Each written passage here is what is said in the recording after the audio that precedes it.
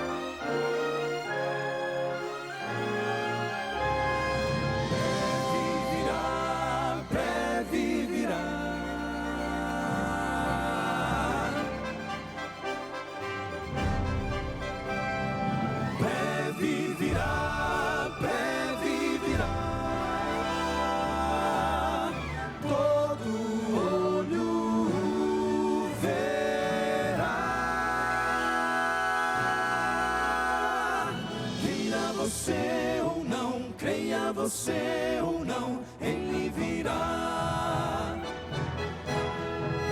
A profecia diz, a palavra diz que ele virá. Esta é a voz da profecia, uma mensagem de fé e esperança que anuncia a volta do Senhor. Porque a nossa salvação está agora, mais perto do que quando no princípio cremos. Vai alta a noite e vem chegando o dia. Servos de Deus, a trombeta tocai, breve Jesus voltará.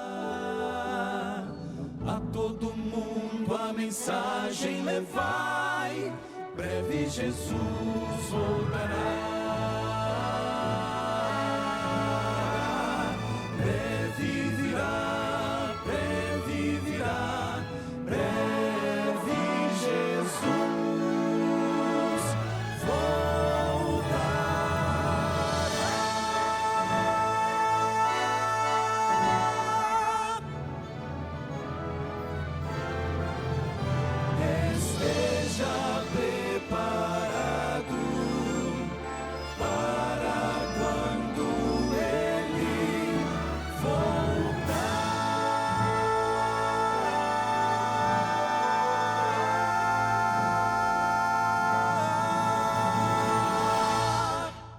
Olá, tudo bem com você? Este é o programa A Voz da Profecia e é sempre uma alegria receber você aqui em nosso programa. Muito obrigado porque você escolhe estar conosco, escolhe esse momento de ouvir músicas inspiradoras que tocam o coração da gente, escolhe esse momento de ouvir uma explicação, uma mensagem baseada na palavra de Deus. Que o Senhor lhe abençoe e que as suas expectativas espirituais em relação ao nosso programa se realizem hoje todas, pela graça do Senhor. Quero aproveitar e fazer um convite para você muito especial. A Rede Novo Tempo de Comunicação faz parte da Igreja Adventista do Sétimo Dia. E o convite é esse, para você nos visitar em uma das nossas igrejas. Normalmente, os cultos na Igreja Adventista, eles acontecem aos sábados, domingos e quartas-feiras. Sendo que sábado, a partir das 9 da manhã. Domingos e quartas-feiras, a partir das 7h30 da noite. Você será muito bem-vindo em uma de nossas igrejas. Se você não sabe onde tem uma igreja adventista, é só entrar nesse site, encontreumaigreja.com.br. Tudo juntinho assim, encontreumaigreja.com.br. Você vai descobrir a igreja adventista mais próxima de sua casa e eu tenho certeza que você será muito bem-vindo lá. Não importa se a igreja for pequenininha ou grande, se o prédio é novo, moderno, ou se é antigo, já está mais velhinho. Eu estou certo de que as pessoas da igreja receberão você e sua família com muito carinho. E estes momentos serão preciosos para a honra e glória do Senhor. Vamos lá, músicas com o Quarteto Arautos do Rei hoje. Também mais uma história maravilhosa de uma pessoa alcançada e transformada pelo Evangelho, além do prazer que eu terei de comunicar a palavra de Deus para você. Fica com a gente, o programa A Voz da Profecia está começando e são só 30 segundinhos de intervalo.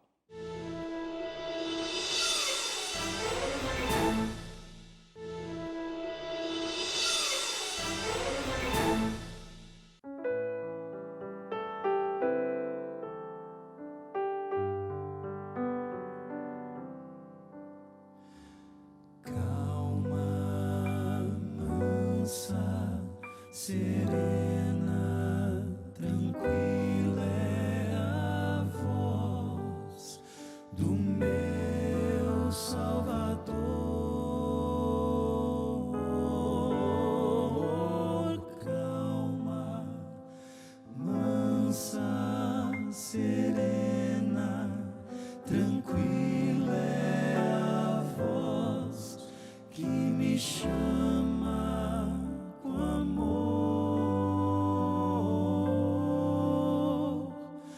Devo atender ao convite amável e sim responder ao chamado incansável, pois calma, mansa, serena, tranquila é a voz do querido Jesus. E sua voz não vai estar no forte vento, no terremoto ou no fogo intenso,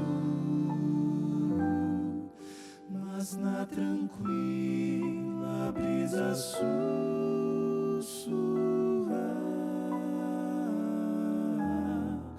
Eu sei que ali a voz de Deus está.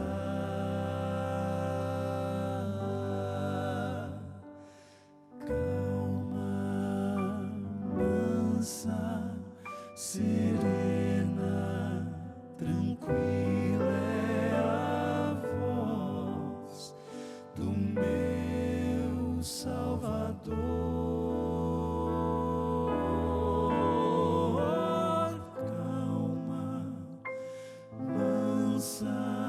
Serena, tranquila é a voz que me chama com amor.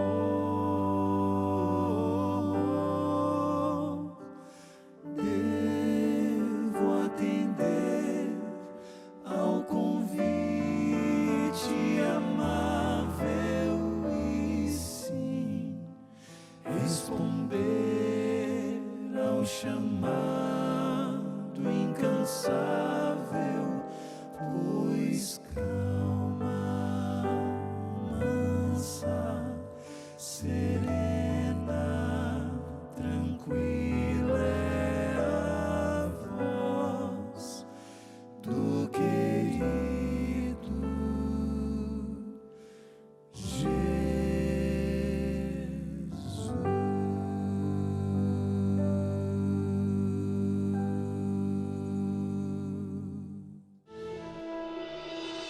Meu nome é Welder Souza da Silva, tenho 40 anos de idade, sou militar reformado da Marinha, moro em São Pedro da Aldeia, Rio de Janeiro. Geralmente, quando as pessoas mudam de religião hoje em dia, elas mudam geralmente, na maior parte das vezes, é por um desses motivos. Ou é porque ela está procurando uma igreja onde ela possa ter um cargo, ou ela está procurando prosperidade, ou ela está procurando cura. No meu caso, não era nenhum desses. Eu não estava procurando cura, embora eu pudesse, porque eu tenho um problema cardíaco. Eu não estava procurando cargo, nunca me encheu os olhos, cargo, função na igreja. Também não estava procurando prosperidade. A minha busca, na verdade, era justamente pela verdade. Eu estava sempre em busca desse porquê. Por quê? Da verdade. Será que eles têm uma verdade que eu não tenho ainda? Então, a minha caminhada pelas religiões foi justamente em busca da verdade. Eu queria algo mais. Os questionamentos iam surgindo conforme eu ia estudando. Eu sempre gostei muito de estudar a Bíblia. Eu sempre fui um cara muito devotado ao estudo da Bíblia, à leitura. Eu sempre gostei de ler muito sobre tudo. Então, assim, as coisas iam me instigando perguntas, iam gerando perguntas dentro de mim. Então, assim, essa busca pela verdade, às vezes eu não tinha uma pergunta, mas alguma coisa me gerava uma dúvida que gerava uma pergunta. Então, eu buscava a resposta para aquela pergunta. E aí eu ia evoluindo, progredindo. Se eu não encontrasse, eu não ficava quieto enquanto eu não encontrasse aquela resposta. Então, todo esse meu caminhar nas religiões foi o produto de uma busca incessante pela verdade. Se existe um Deus, quem é Ele? O Deus cristão eu já não acreditava, o Deus judeu eu já não acreditava. Tem um Deus muçulmano aqui, será que é Ele? Que é o verdadeiro? E o que Ele exige? O que Ele requer de mim, se Ele existe, se for Ele verdadeiro? E aí foi quando eu encontrei o Islã. Eu busquei, eu procurei o Islã. Depois que eu larguei o judaísmo tradicional, depois de passar pelo judaísmo messiânico, passar pelo judaísmo tradicional, a única religião que me sobrou monoteísta seria o islamismo. Senão eu não encontrava nenhuma outra religião, porque eu já não acreditava na Bíblia, eu já não acreditava em Cristo, não tinha essa coisa. A Bíblia para mim passou a ser um livro de lenda, de fábula, um livro sem valor nenhum. Então, ou seja, quando você rejeita a Bíblia, você está rejeitando automaticamente o judaísmo e o cristianismo como um todo. Então, o que sobra de monoteísmo? Islamismo. E eu já tinha em casa o Alcorão, porque eu sempre, como eu falei, eu sempre gostei de ler bastante sobre tudo. Eu já tinha o Alcorão, então eu comecei a ler o Alcorão. Comecei a estudar, a procurar sites sobre o islamismo, sobre as doutrinas dele e tal. E aí, depois de um período de busca, eu descobri que para me converter ao Islã, eu precisava só falar uma frase, que é a Shahada, a declaração de fé do Islã, né? Que só existe um Deus, Alá, e Maomé é o seu profeta. Então, assim, quando eu comecei a entender a mensagem do Islã, ler o Alcorão, eu vi que, poxa, tem alguma coisa diferente aqui. Tem uma coisa aqui que eu vou experimentar para ver no que dá. E aí eu comecei a entender, no início, né, comecei a entender os princípios básicos do Islã. E aí eu aceitei, fiz a declaração de fé. Pronunciei a Shahada pela internet, né, numa conversa, num bate-papo online. E aí virei muçulmano simplesmente por pronunciar essa frase.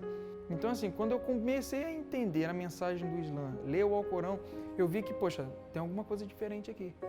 Tem uma coisa aqui que eu vou experimentar para ver no que dá. E aí eu comecei a entender, no início, né, comecei a entender os princípios básicos do Islã. E aí eu aceitei, fiz a declaração de fé. Pronunciei a Shahada pela internet, né, numa conversa, num bate-papo online. E aí virei muçulmano simplesmente por pronunciar essa frase. E aí eu continuei no meu caminho de estudo, de busca, procurando entender por que tantas versões de Islã, sunita, xiita, alauíta, salafista. Então, tipo assim, aí começou mais um problema para mim. Ou seja, eu comecei a querer entender por que essas divisões. Por quê? Uma religião, ela se divide em tantos meandros, tantos caminhos diferentes, né? E aí eu fui nessa busca. Comecei a perceber isso também no Alcorão, que havia Alcorão com versículos a mais, versículos a menos. Eu tinha dificuldade de entender aquela doutrina. Então, assim, tudo isso foi contribuindo para que eu tivesse minha desconfiança sobre o Alcorão. E agora eu já não tinha confiança na Bíblia e estava começando a ter desconfiança no Alcorão. E agora, para onde eu vou? Depois que eu voltei para o caminho do Senhor, eu apliquei uma lição na minha vida. Eu não posso me prender a dúvidas que eu tenho. Eu tenho que me prender a certezas. Por mais que eu tenha dúvidas, questionamentos, se eles chegarem, eu não posso me prender a eles. E era isso que eu costumava fazer no passado. Pelo fato de você querer encontrar a resposta, a verdade ela é movida por dúvida, por pergunta, por questionamento. Então, ainda que eu não encontre essa verdade, pelo menos por hora, eu não posso conduzir a minha vida baseado na dúvida. Eu tenho que conduzir minha vida baseado naquilo que eu tenho de certeza. O que eu tenho de certeza? O que eu creio que é verdade? Maravilha ver como o Senhor atua, como Deus transforma, não é? Como Deus muda a vida das pessoas, louvado seja o nome do Senhor. Inclusive, esse é o nosso tema de hoje, da água para o vinho. Nós vamos iniciar hoje, dentro da série de estudos, baseada no Evangelho de João, nós vamos iniciar hoje a compreensão dos 7 milagres realizados por Jesus e que são registrados no Evangelho de João. E eu gostaria de oferecer um presente para você, esse aqui. Não sei se você já conhece, talvez até já tenha, mas esse DVD é um DVD de estudos bíblicos. O tema Paulo, o mensageiro da cruz. Aqui na parte de trás você vê que existem 15 temas, todos eles apresentados pelo apóstolo Paulo. Todos eles são assuntos mencionados por Paulo nas suas diferentes cartas. Se você deseja esse material, é só você pedir que a gente lhe manda. Entre em contato conosco por nossas redes sociais, que você vê aí na sua tela, ou então você liga para a gente, né? Liga pelo telefone e liga em horário comercial e nós vamos anotar os seus dados e enviar esse material para você, para que seja realmente uma luz e uma bênção na sua vida. Vamos para um intervalo rápido com algumas mensagens, como sempre acontece aqui na Novo Tempo, e eu volto para juntos nós pensarmos no poder de Deus que transformou água em vinho e pode transformar também a nossa vida. Fica aí, eu já volto.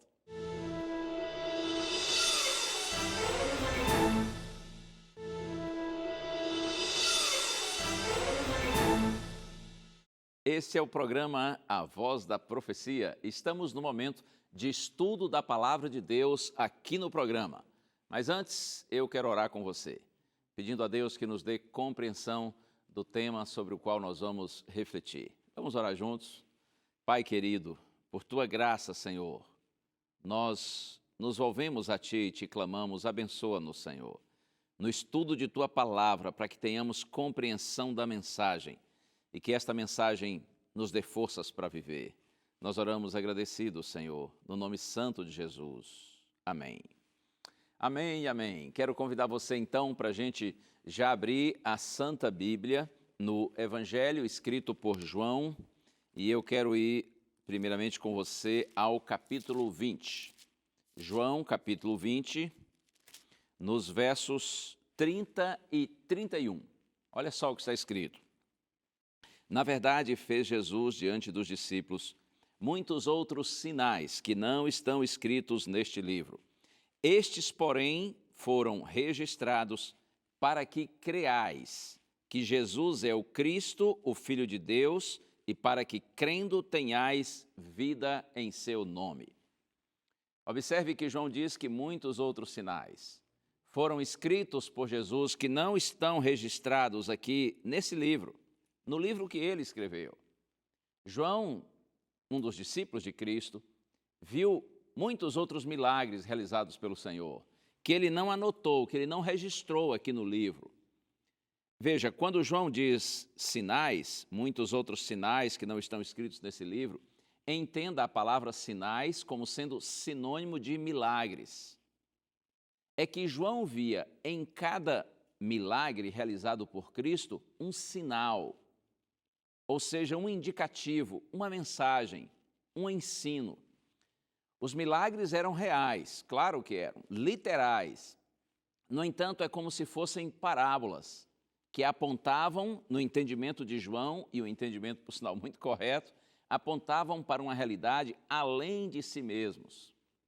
Por isso que eu digo para você, João vê um ensino, uma mensagem em cada milagre.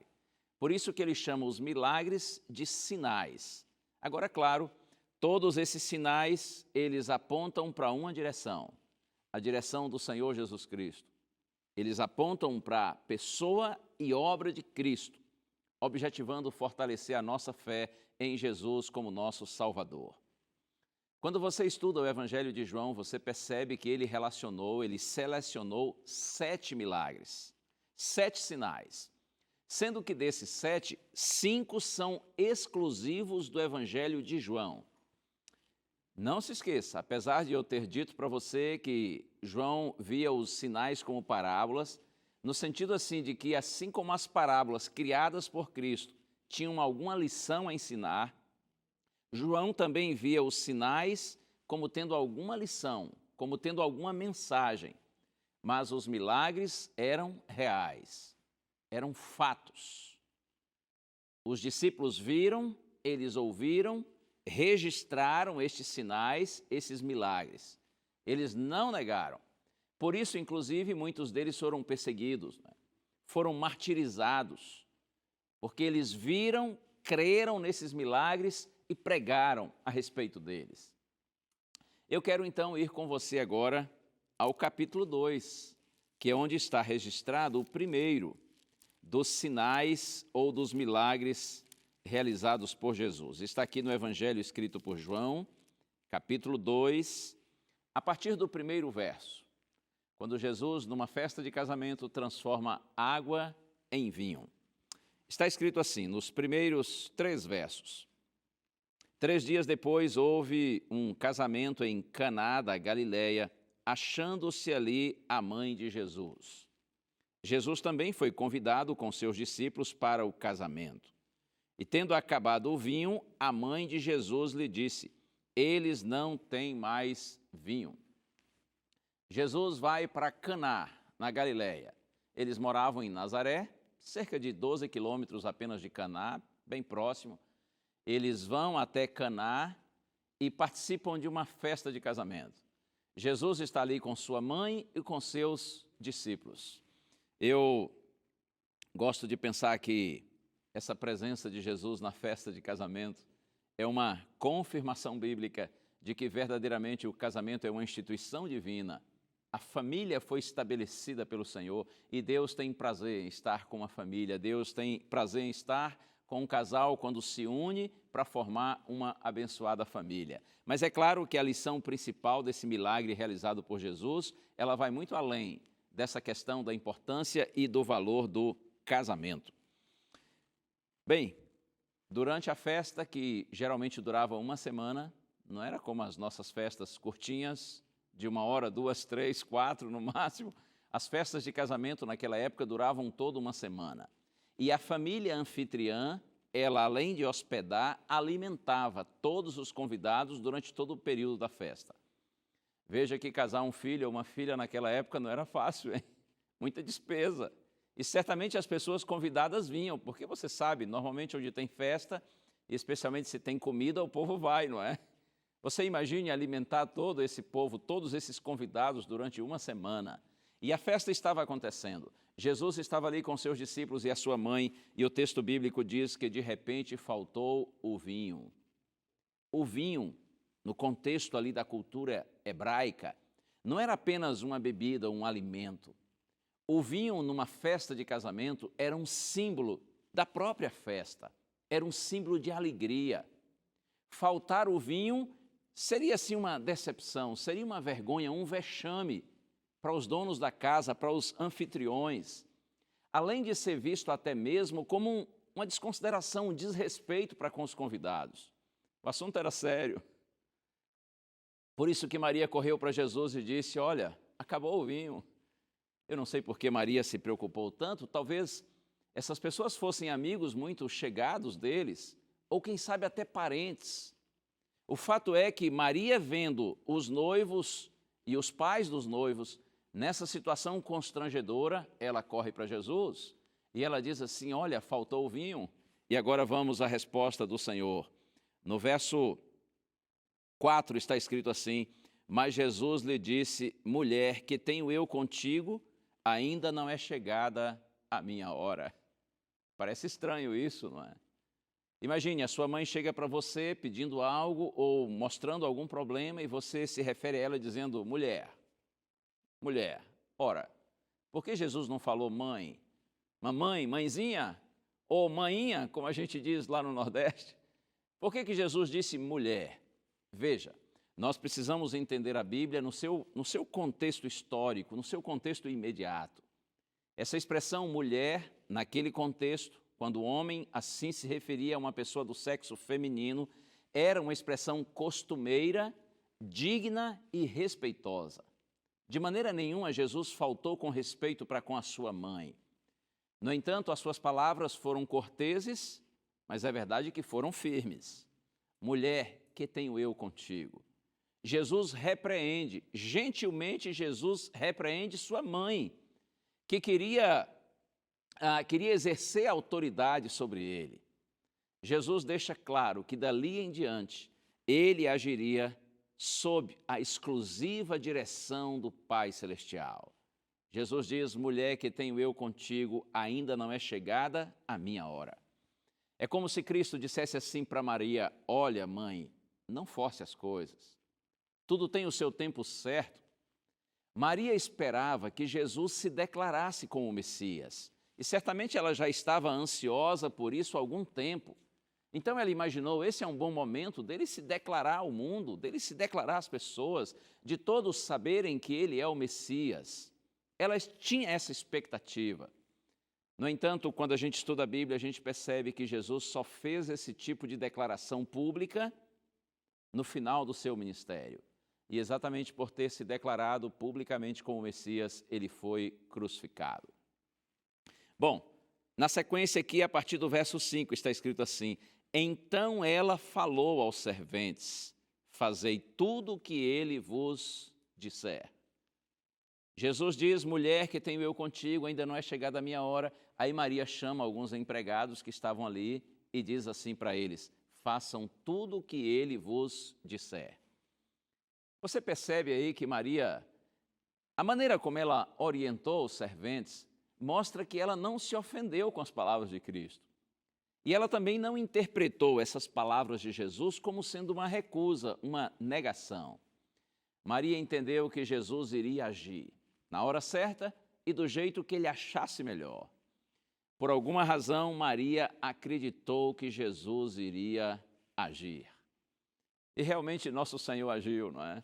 Está escrito aqui, agora, a partir do verso 6, estavam ali 6 talhas de pedra, que os judeus usavam para as purificações, e cada uma levava 2 ou 3 metretas. Vejam, estavam ali 6 talhas de pedras. Essas talhas, ou esses potes, eles eram usados pelos judeus, como está escrito aqui, para as purificações. É que eles tinham o hábito de lavar as mãos antes e depois das refeições. Era a lavagem cerimonial das mãos. Então, essas talhas, está escrito, eram usadas para as purificações, eram 6 talhas e cada uma levava 2 ou 3 metretas.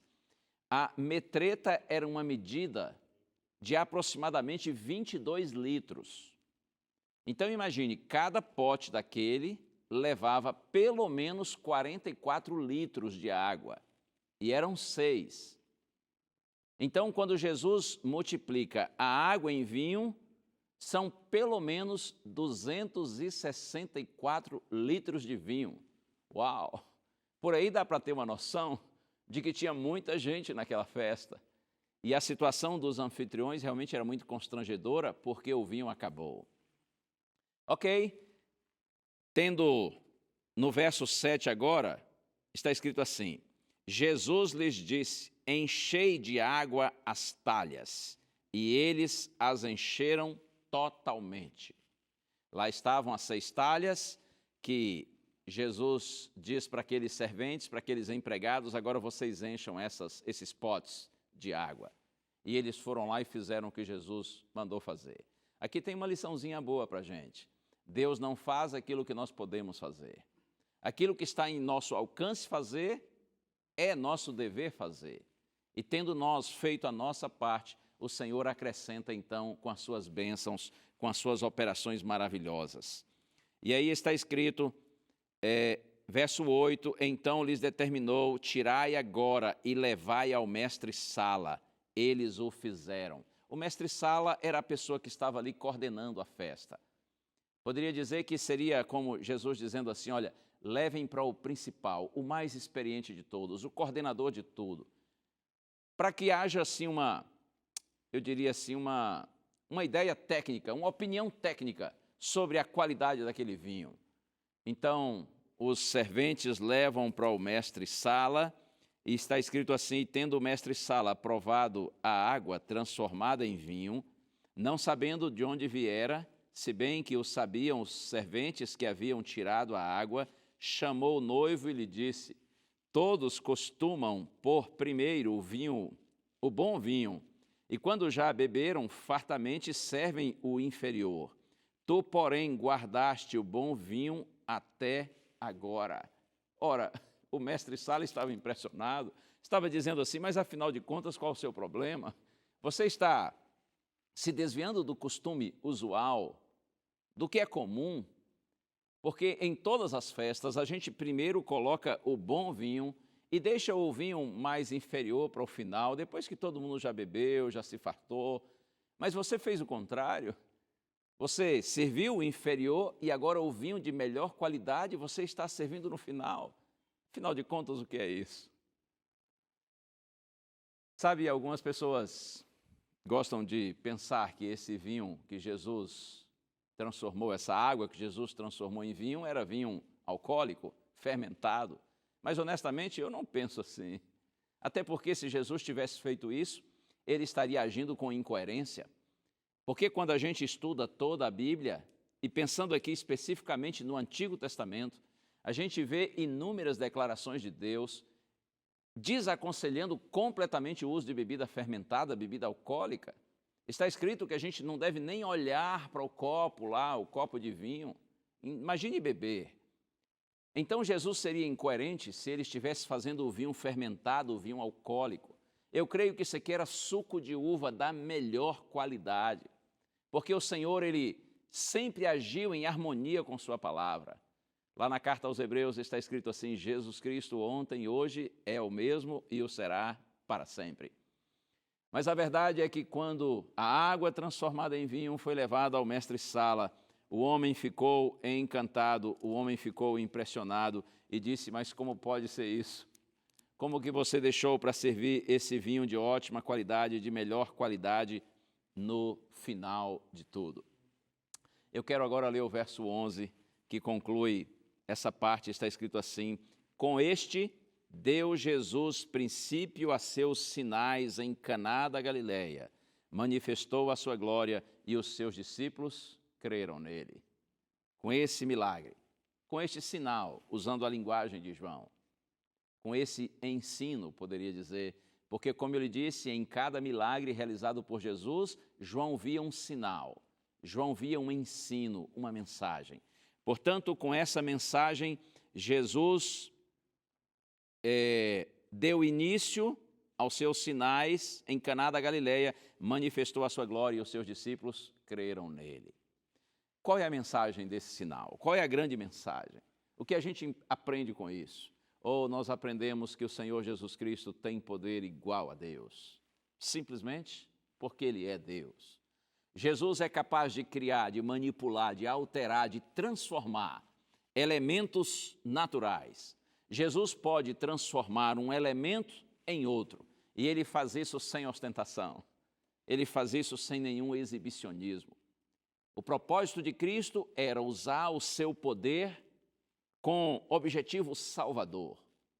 A intenção de Jesus, repito, não era exibicionismo. Jesus não queria aparecer, mas Jesus queria impressionar aquelas pessoas com a realidade de que Ele era, Ele é e para sempre será Deus, e através dele, estas pessoas do seu tempo, como você e eu também, nós podemos alcançar vida eterna. Portanto, Jesus não era uma pessoa comum entre os convidados.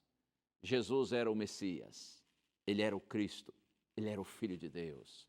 Jesus era e é o Criador que provê as nossas necessidades. O texto bíblico diz que assim Jesus manifestou a sua glória. A glória de Cristo até ali estava velada, mas a partir daquele momento Ele começa a revelar a sua glória. Como lá no Antigo Testamento. Talvez você conheça isso, especialmente no livro dos Salmos.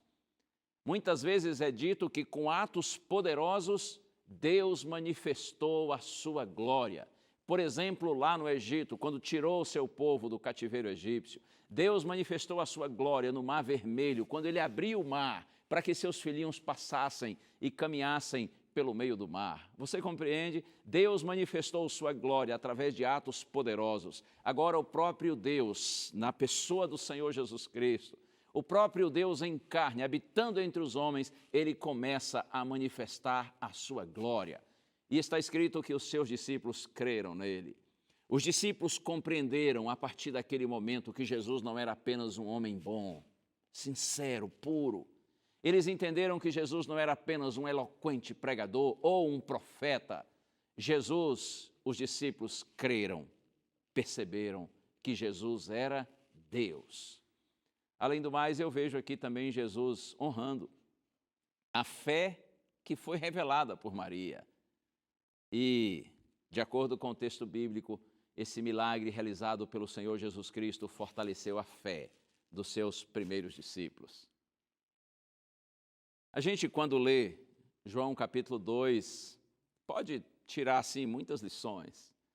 Nós podemos fazer muitas aplicações, que são significativas, que são relevantes para a igreja, para instruir, para motivar as pessoas.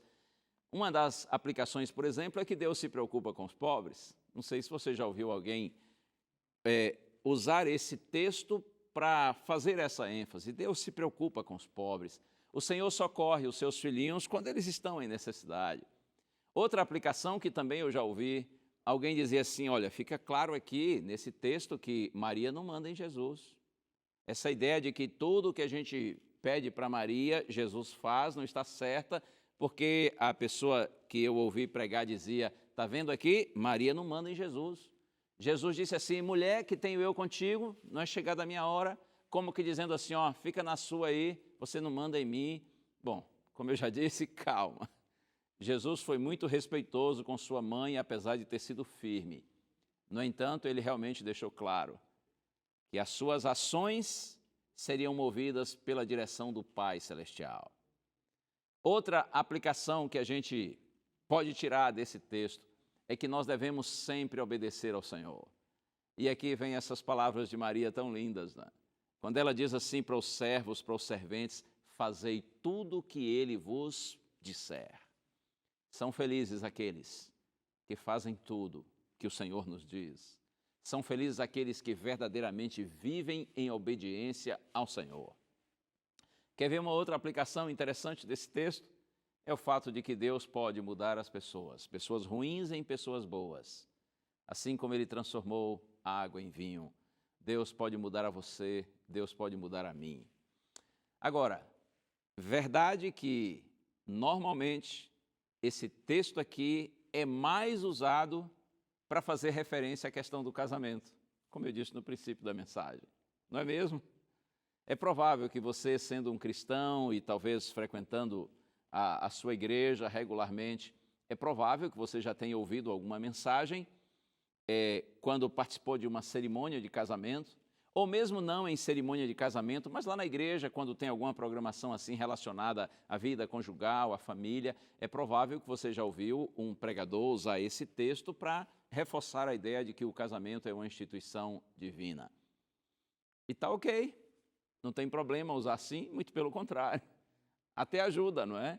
O texto ajuda, o fato de Jesus estar presente na cerimônia de casamento, isso realmente é algo assim muito, muito positivo. E eu aproveito o ensejo, já que toquei nesse ponto, para dizer a você que Deus verdadeiramente, Ele ama a família, Ele ama a sua família, Ele quer o bem para você, para o seu cônjuge e para os seus filhos. Convide sempre Deus para o seu lar. Convide Deus para estar na sua casa. É abençoada a casa na qual está a presença do Senhor. Até porque quando chega a hora de crise no relacionamento familiar, o Senhor nos socorre. Oh, eu sei o que estou falando para você. Eu tenho visto centenas de pessoas, inúmeros casais, passando por crises nas suas relações familiares. Pais com problemas de relacionamento com os filhos, filhos com os pais, irmãos entre si. Mas olha aqui uma coisa, quando a gente se desentende na vida familiar, mas a gente clama a Deus por sua presença, sua graça e misericórdia, o Senhor nos atende, porque Ele é maravilhoso.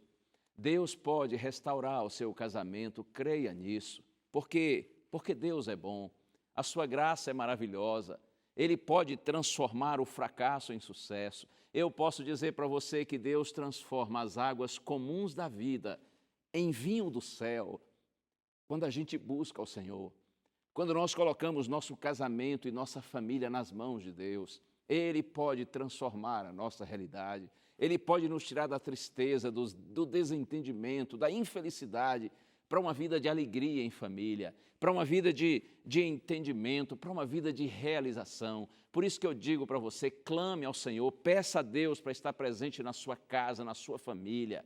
Deus vai abençoar o seu casamento. E olha, casar e viver em família é muito bom. Claro que tem seus problemas, né? Tem suas picuinhas, todo mundo sabe disso.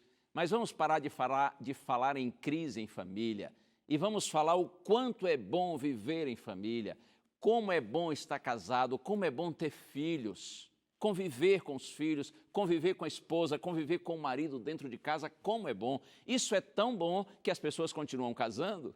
Ainda que muita gente esteja trabalhando contra a família, contra o casamento, as pessoas continuam casando, porque a gente gosta de casar, a gente gosta de viver em família. E viver em família realmente é muito bom.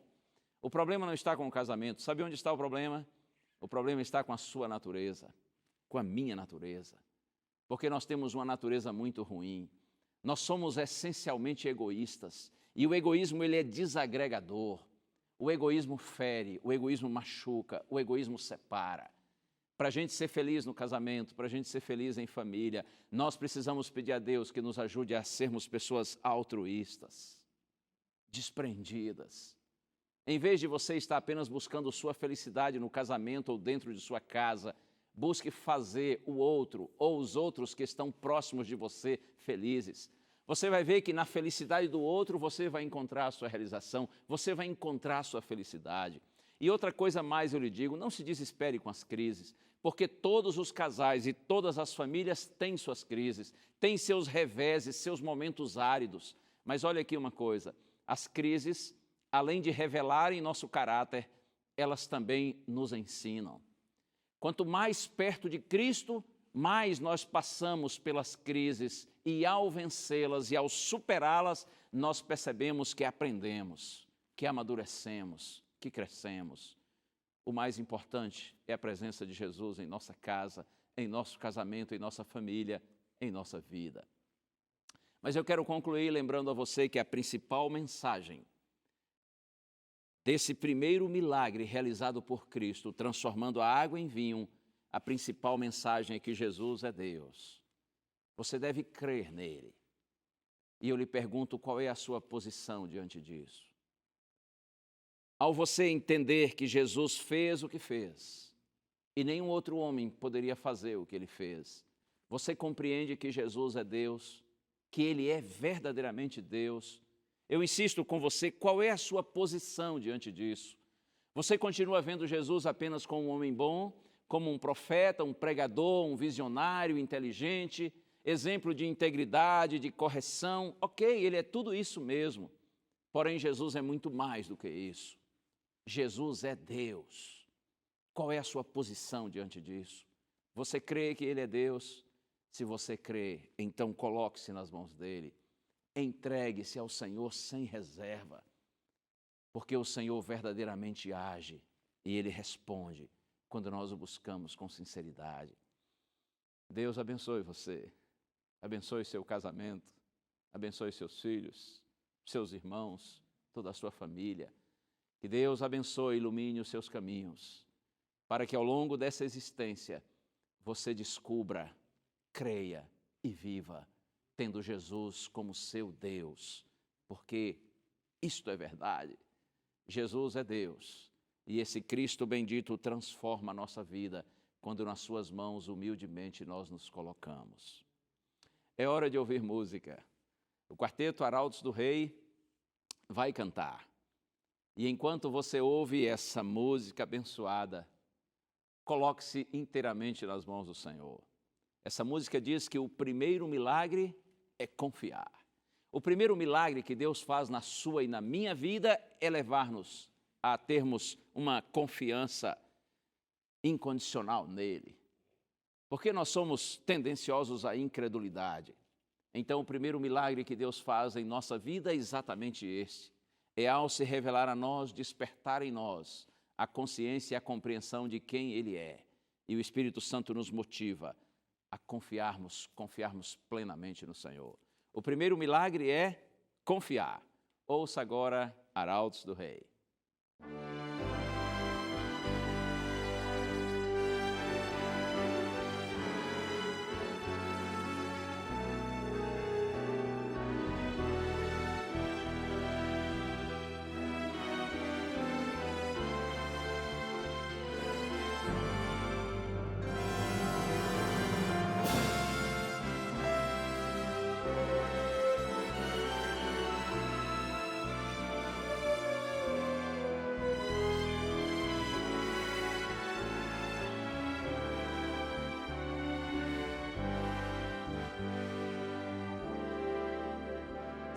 pensarmos que nós somos a imagem de Deus e que o Espírito de Deus habita em nós.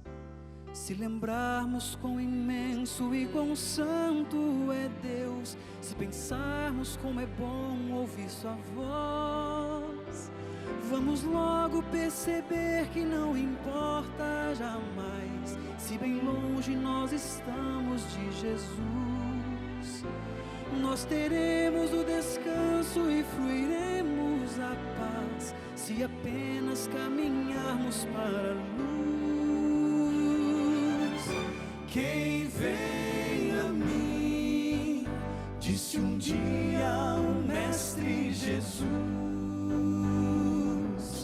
de modo algum o desprezarei, pois nos aceita do jeito que somos e nos transforma em filhos diletos de um rei.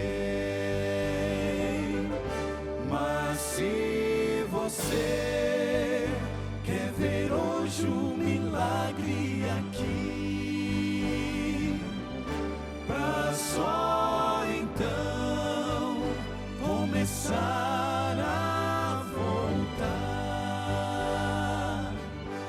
talvez jamais tal milagre aconteça, pois saiba que o primeiro milagre é confiar. Se o amor de Deus expresso por seu Filho Jesus impressiona e toca o nosso coração, se a paz que tudo excede então começa a crescer, nos invade e enche a vida de emoção, é exatamente aí que o milagre maior tem lugar e o homem pode renascer.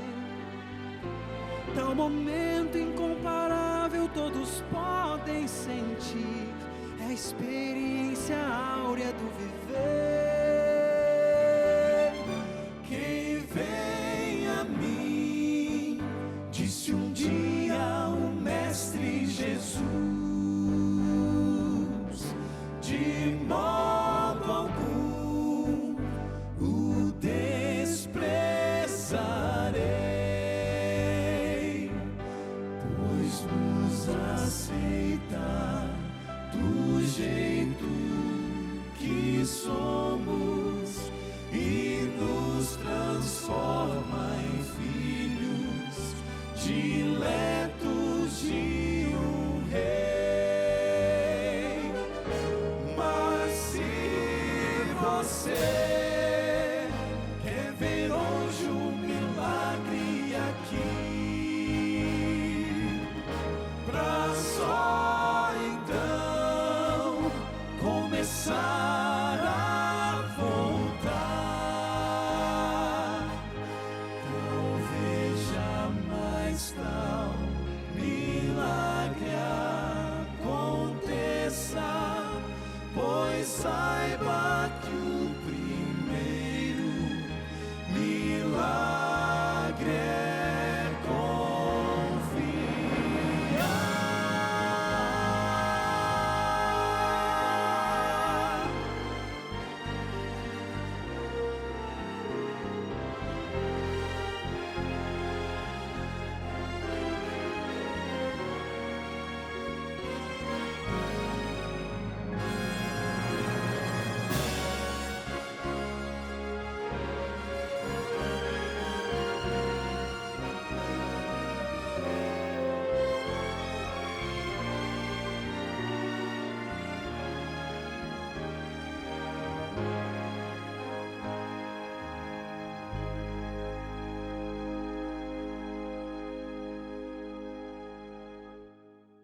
Muito obrigado, meus amigos queridos, por essa música tão inspiradora.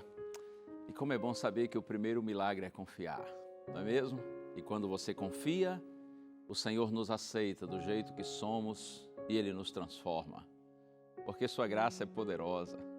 A graça de Deus não só salva o homem, mas também o transforma. Deus aceita a gente do jeito que a gente é, mas na medida em que nós andamos pela fé com Ele, Ele nos transforma e nos faz parecidos com Ele. Como o Senhor é maravilhoso. Eu quero mais uma vez apresentar para você esse material que apresentei no princípio do programa, o DVD Paulo, o Mensageiro da Cruz. E aqui nesse DVD de estudos da Bíblia, tem um tema que é o número 9, onde está escrito assim, Paulo e a sexualidade. Na verdade, o assunto está ligado ao casamento, especialmente. Eu faço ali uma pequena introdução no início, mas logo depois a gente aborda o tema do casamento, da vida em família, que é um grande desafio, mas como eu disse, é uma bênção quando a gente vive com Deus, junto à nossa família. Se você desejar esse material, esse curso bíblico em forma de DVD, é só você pedir que nós vamos lhe enviar. Entre aí nas nossas redes sociais para fazer o seu pedido, ou então você liga para a gente em horário comercial, a equipe da Escola Bíblica vai anotar os seus dados e nós vamos mandar para a sua casa. Quero insistir também no convite que fiz hoje no início do programa. A Rede Novo Tempo faz parte da Igreja Adventista do Sétimo Dia e o convite é para que você venha participar conosco de um culto em uma das nossas igrejas. Os cultos geralmente acontecem domingos, quartas e sábados, sendo que domingos e quartas-feiras às 7h30 da noite e no sábado a partir das 9 horas da manhã. Então você tem aí 3 diferentes oportunidades na semana de estar conosco. Vá à igreja, convide sua família, seu marido, sua esposa, seus filhos, seus irmãos, seus pais, leva a família toda. Eu tenho certeza que lá na igreja você vai ser abraçado com muito carinho. Diga que você assiste a TV Novo Tempo, diga que você assiste ao programa A Voz da Profecia, diga que você é nosso convidado. Eu estou certo de que você vai ser abraçado. E mais importante do que encontrar pessoas queridas e simpáticas na igreja, você terá um encontro com o Senhor. É verdade que nós podemos encontrá-lo em qualquer lugar, quando nós o buscamos com sinceridade, mas a igreja, a casa de Deus, é um lugar especial, de encontros do Pai com seus filhinhos. Por isso eu lhe convido, vá à casa do Pai. Ele está esperando você lá e você será muito bem-vindo. Bênçãos de Deus sobre você e sua família e tomara que cada dia o Espírito de Deus continue transformando a água em vinho. O Espírito de Deus continue levando você a sair da incredulidade para a confiança plena de que Jesus é Deus, Ele ama você e ama a sua família e está disposto a abençoar a todos. Vamos orar juntos? Pai querido, louvamos o Teu nome, Senhor, porque de acordo com Tua palavra e a música linda que ouvimos, Tu nos aceitas do jeito que somos e por Tua bendita graça, além de nos perdoares, também nos transformas, para que no Senhor tenhamos uma nova vida. Eu te peço, Pai querido, abençoa todos os Teus filhinhos que estão orando comigo, abençoa todos os lares, todas as famílias, todas as pessoas, Senhor, para que sigam crendo que verdadeiramente Jesus é Deus e assim confiem no Senhor e sejam pelo Senhor abençoadas. Eu te peço, Pai, com gratidão, no santo nome de Jesus. Amém. Que o bom Deus continue abençoando você, mantenha sempre sua confiança nele e logo, logo a gente se encontra de novo aqui na TV Novo Tempo, o programa A Voz da Profecia. Um abraço, tchau.